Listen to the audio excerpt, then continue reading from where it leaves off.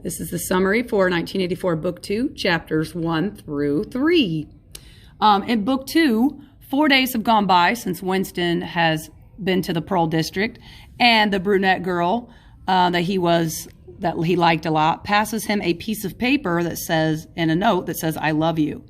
2 days later, Winston sits at the same table in the canteen, or the place where they eat at work, with her, and they arrange to meet each other in the crowds at Victory Square that night. They think the crowds will hide their movement from a telescreen.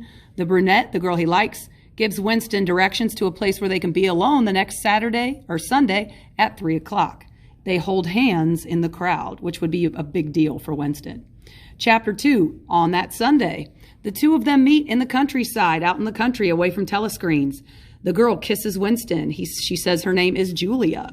She tears off an anti-sex league sash that she's wearing, and she shares some chocolate with him that is a luxury and is not given to everyone. Then Julia later tears off her overalls. They they have sex because they're not allowed to. He asks her if she has had sex before. She answers that yes, she's done it lots of times, especially with party members. Winston likes that the more she's been with different men, he actually likes her more, because sex is the ultimate way to rebel against the party. Then they decide that is one way that they wanted to go against the party, by having that sex.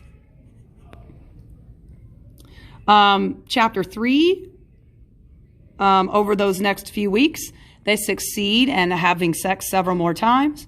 They go to the Pearl District after work, and Julia tells him that she is 26 years old. She lives in a hostel.